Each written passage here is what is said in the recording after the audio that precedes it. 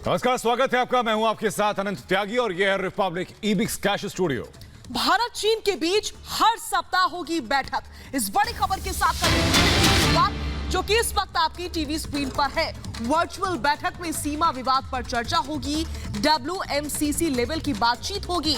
महत्वपूर्ण जानकारी हम आपसे साझा कर रहे हैं। सरकार के अहम मंत्रालय इसमें शामिल होंगे, गृह, रक्षा और विदेश मंत्रालय भी शामिल होंगे। बातचीत से विवाद सुलझाने की कोशिश की जाएगी।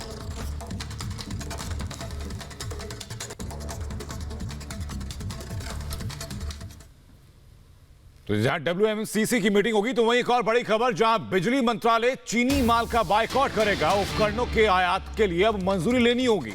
आयात हुए उपकरणों की जांच भी की जाएगी। उसके बाद ही उन उपकरणों को इस्तेमाल में लिया जाए या नहीं लिया जाए, इस बात को लेकर के फैसला किया जाए। बड़ी खबर, क्योंकि लगातार देश के आवाम के अंदर ये जुनून है, ये मांग है कि चीनी सामानों का बहिष्कार किया जाए, इकोनॉमिक तौर पर चीन का बहिष्कार किया जाए ताकि अपनी अर्थव्यवस्था को सुदृढ़ कर सके। उसी के चलते ये एक अहम फैसला उसी कवायद में।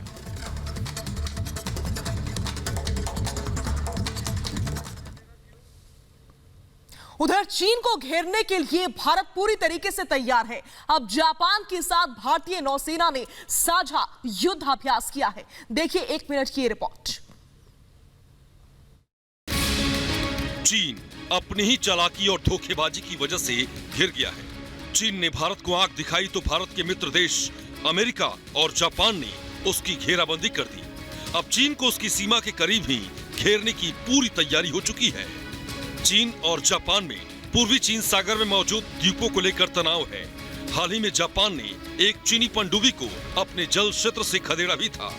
इस बीच भारत और जापान की नौसेना ने हिंद महासागर में चीन के बढ़ते खतरों से निपटने के लिए संयुक्त युद्धाभ्यास भी किया।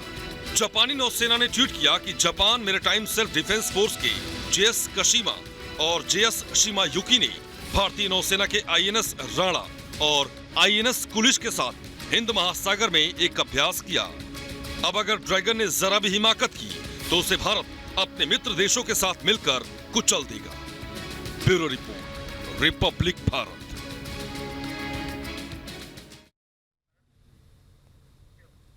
और इस वक्त हमारी सहयोगी श्वेता त्रिपाठी हमारे साथ जुड़ चुकी हैं लाइव लेह से, और पिथौरागढ़ से हमारे सहयोगी गौरव हमारे साथ है। श्वेता, सबसे पहले आपके पास मैं आना चाहूंगा। इतने वक्त से आप लगातार रिपोर्टिंग वहां पर कर रही हैं, वहां की आवाम का मूड क्या भांपा आपने और किस तरीके की एक्टिविटीज वहां आप देख रही हैं?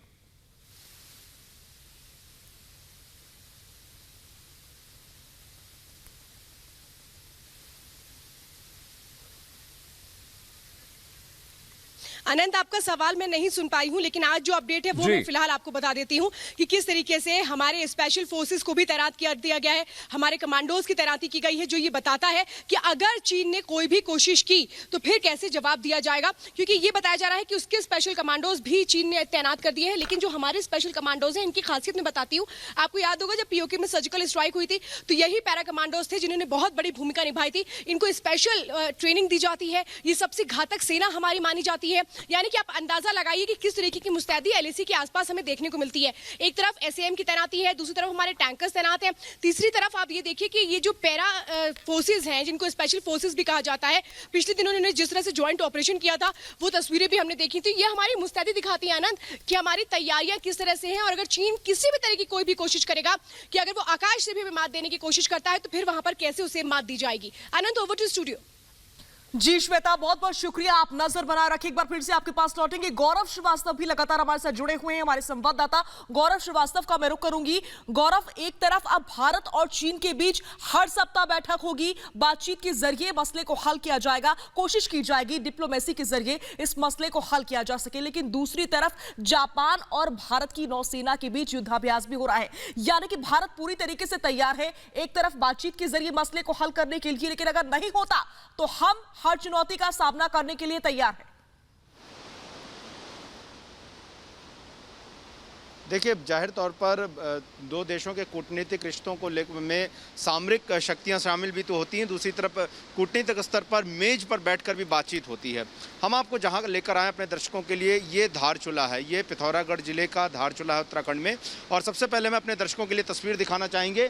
ये सामने जो आप मकान देख रहे हैं ये नेपाल है।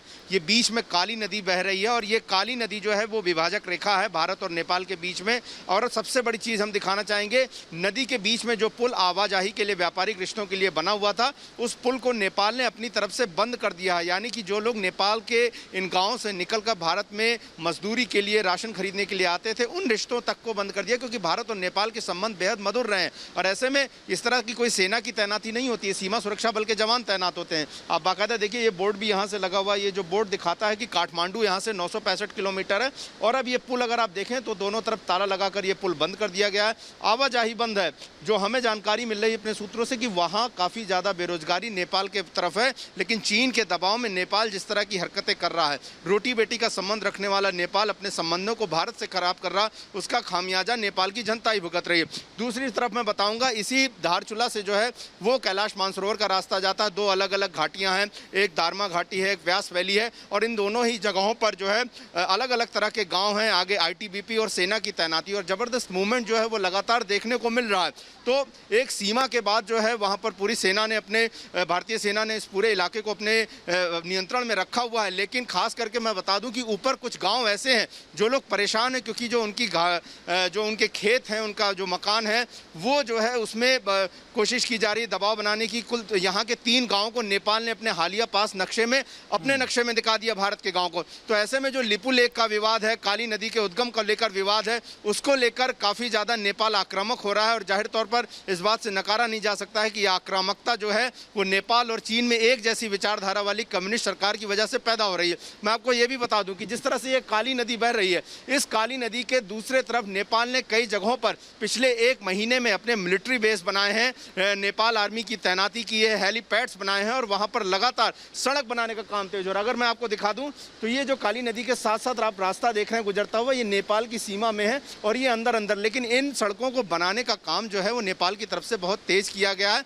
यानी कि जाहिर तौर पर एक आक्रामकता जो है नेपाल के स्वभाव में देखने को मिल रही है, जिसको लेकर यहाँ खुद स्थानीय पिथौरागढ़ धारचूला के जो लोग हैं वो भी हैरान हैं, क्योंकि कम से कम 1500 लोग रोजाना जो है नेपाल की सीमा पार करके भारत में मजदूरी करने आते थे। सुई से लेकर नमक से लेकर राशन यहीं से खरीदते थे। लेकिन नेपाल आंखें दिखाने की जो कोशिश कर रहा है, ये बेहद अहम तस्वीर गौरव आप दिखा रहे हैं, क्योंकि जैसा कि आपने जिक्र भी किया कि रोटी बेटी का संबंध नेपाल के साथ भारत का रहता था। वहां पर अगर ये बीच का काली नदी का पुल अगर बंद कर दिया जाता, जैसा कि आपने बताया कि जो कंस्ट्रक्शन एक्टिविटीज भी वहां शुरू हो गई, अपने आप एक अलार्मिंग सिचुएशन है। शुक्रिया आपका श्वेता और गौरव हम तक जुड़ने के लिए और ये जानकारी हम तक पहुंचाने के लिए।